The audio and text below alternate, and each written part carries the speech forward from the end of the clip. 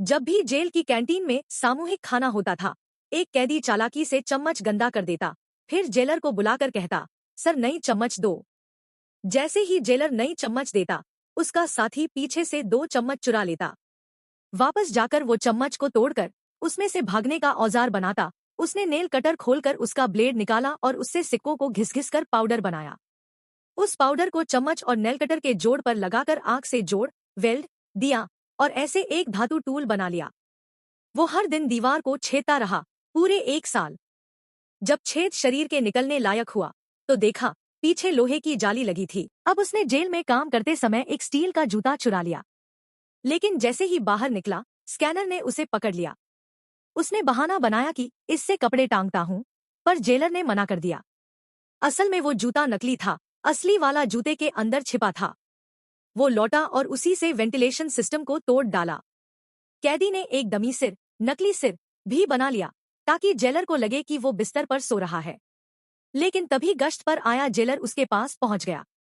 कैदी ने जल्दी से अखबार से एक और नकली सिर बनाया, जो दिखने में काफी असली लग रहा था। उसने लोहे की जाली हटाई, वेंटिलेशन पाइप में घुसा और बाहर निकलने की कोशिश की, लेकिन छत बहुत ऊंची थी, पहुंच नहीं सका। जेलर को शक हो गया था, लेकिन जब तक वो पहुंचा। फिर अगली सुबह उसने 3 और कैदियों को मिलाया, प्लान बताया, सब तैयार हो गए।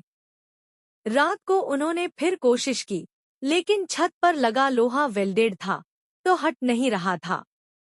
अब वो जेल की एक्टिविटी के बाद एक पोर्टेबल फैन चुरा लाया, ताकि उससे पार्ट निकालकर एक इलेक्ट्रिक ड्रिल बना सके।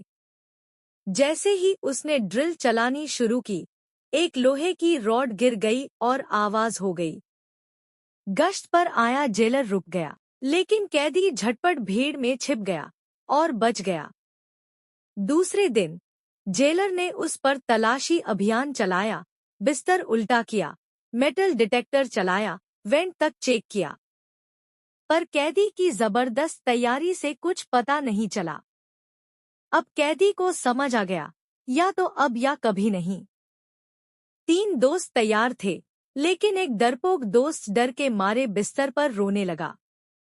बाकी 3 दीवार के रास्ते ऊपर चढ़े, वेंट से होते हुए छत पर पहुंचे, लाइटों से बचते हुए धीरे धीरे फेंसिंग पार की और समुद्र के किनारे पहुंचे। वहां से उन्होंने अपनी हाथ से बनाई हुई लाइफ जैकेट पहनी, उसमें हवा भरी और रात के अंधेरे में समंदर में गायब हो गए।